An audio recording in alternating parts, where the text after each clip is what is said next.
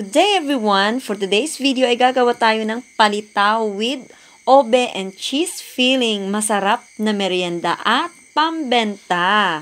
Kakaiba ito kumpara sa kinasanayan natin kasi meron itong filling at tiyak na magugustuhan ng iyong mga kapamilya, kaibigan or customers kung balak mo itong gawing pang extra income. Ayan, so tara, let's go! Kakailanganin natin dito ang glutinous rice flour na 500 grams. Iyan ay isang pack. At mamasahin natin ito gamit ang tubig para maging isang dough. Dahan-dahan lang ang paglagay natin ng tubig para hindi masyadong malagkit sa kamay.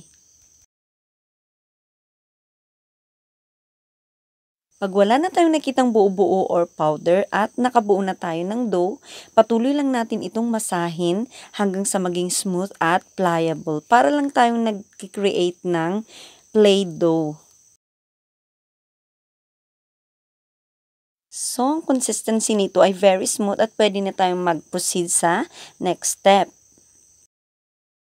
Dahil ito ay palitaw with a twist, kaya lalagyan ito ng obe food coloring at obe flavor. Nasa sa inyo na guys kung gaano katingkad ang gusto nyong maging kulay.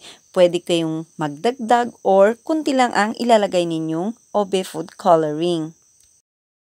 So masahin lang natin ang dough hanggang sa ma-spread nating mabuti ang kulay. Gaya nito. So, meron akong prepare dito na filling, ang obe halaya at cheese. Ang ginamit ko dito ay quick melt cheese. Pwede kayong gumamit ng regular cheese.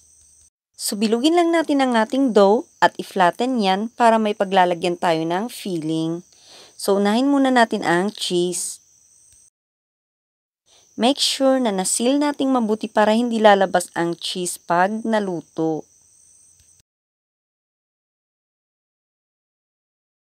So, ulitin lang natin ang process hanggang sa matapos nating lahat.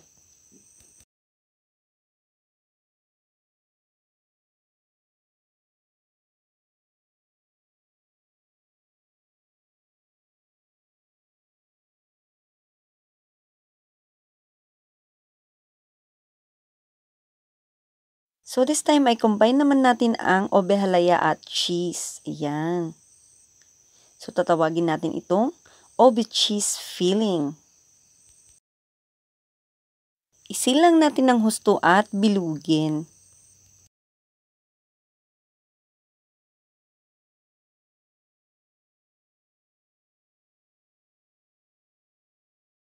So, ito lahat ang mga nagawa natin. Ayan. At proceed naman tayo sa pagluluto. So, by this time na natapos na tayong magbilog, ay dapat nakapagpakulo na tayo ng tubig na paglalagaan natin ng ating palitaw.